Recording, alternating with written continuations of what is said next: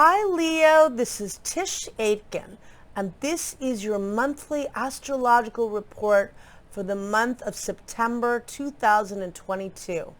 If you could please subscribe to my channel, I would really appreciate it. It has been a very intense summer. Uranus, which takes approximately 84 years to transit, met up with the North Node of Karma at 18 degrees of the fixed Earth sign of Taurus on July 31st.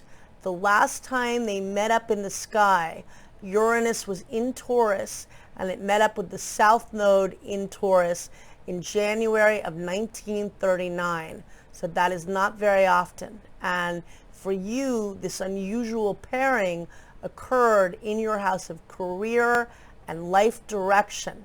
And Mars set off that party on August 1st, bringing a lot of change, a lot of revelations. There could have been big changes at the workplace, but also it could bring amazing opportunities out of the blue.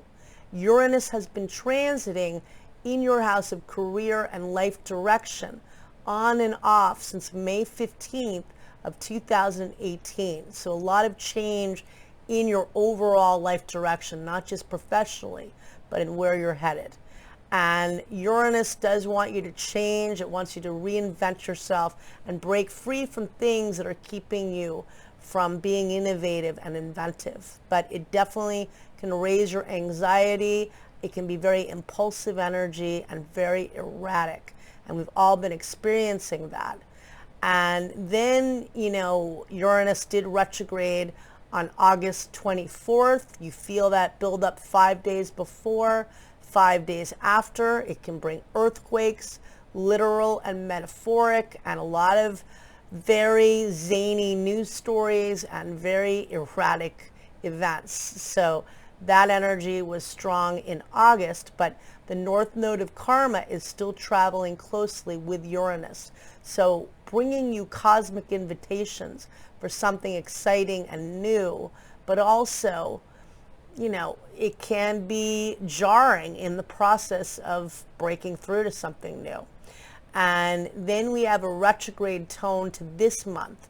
Mars, which is the planet of action and passion and drive, met up with the, it entered the mutable air sign of Gemini on August 20th, and it entered your house of community, friends, groups. It's not local community, it's universal community, but finding your tribe, networking with others, and building connections. Mars will remain in Gemini through March 26th, which is a long time. It will retrograde initially on October 30th at 25 degrees of the mutable air sign of Gemini. And it will station direct on January 12th at 8 degrees and 8 minutes of Gemini. And it will be out of bounds from October 22nd through May 4th, which means that it is not playing by the rules. For you, there is so much focus networking. Most likely you will hear from people from the past when Mars retrogrades in this sector. And, it is not a time for launching something new. It is a time for returning to things, maybe old friendships resume, maybe you reconnect with people in some way, but it's also re-examining how you can be better at networking. If you're looking for employment, if you have your own business, if you're seeking connection in an alienated world, community, networking, and getting out there in some way is a big energy for you, a big drive in your chart. And Mercury, which rules and Virgo, Mercury of communication, it will retrograde from September through October 2nd. It retrogrades in the cardinal air sign of Libra, and that's around partnerships and relationships. And for you, it's in your house of information and communication, and you may get some very interesting news. You may hear from somebody from your distant past or somebody with whom you haven't connected in a long time. And then Mercury will return to the sign of Virgo, which it does rule, and it returns on September 23rd. It will station direct on October 2nd at 8 degrees and, at 24 degrees and 12 minutes of the mutable earth sign of Virgo. And it's returning to your house of resources, creativity. You're such a creative sign. Income and values. So you're re-examining your information you're getting. You're re-examining how you learn, how you market yourself. The third house, where Mercury will originally retrograde, is very much about gathering information, learning. It's the house of sales, local community, and commerce. Then it's going to return to your house of income and resources. How do you build your resources in this new age of Aquarius? How can you build upon your skills and your skill set? And so we start the month. The sun is transiting in the mutable earth sign of Virgo in your house of income and what you value, bringing light to that area of your chart. Venus, the planet of love and beauty, is still transiting in your sign. It will change signs soon, but you've enjoyed having Venus in your sign, making you extra glamorous and seductive to others. And let's see. So that's going on, and we begin the month, and also the Uranus North Node story big at the top of your chart in your house of career. So on September 1st, Mars, which is the planet of action and drive, forms a helpful aspect to Jupiter, the planet of expansion and abundance. This is good for good fortune. This is good for you for networking opportunities and for expanding. Jupiter's transiting in your house of hope and optimism, and then it will return to the final 2 degrees of Pisces from October 28th 20th, but this is a very expansive energy for you.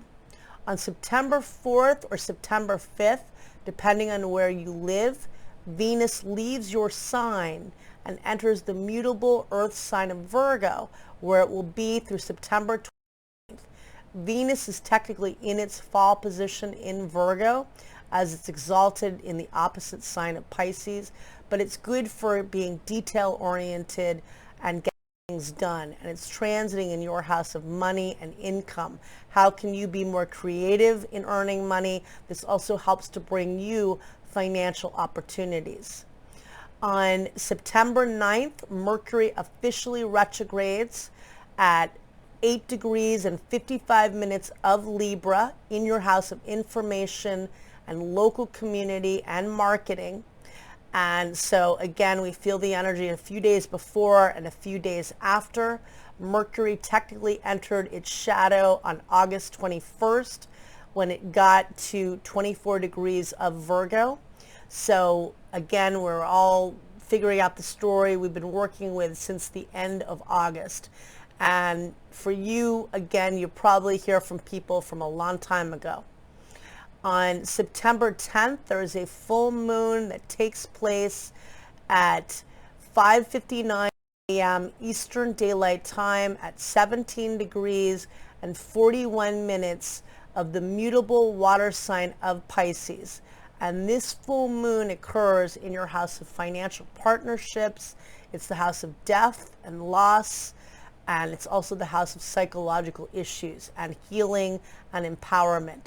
This full moon could be very emotional. There could be loss with this, or honoring loss in the sense of releasing the blocks for healing.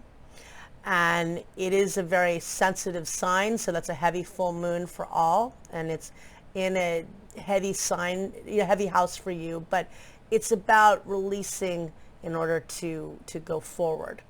On September 11th, the sun forms a helpful trine to Uranus, and that's very innovative energy and good for you professionally.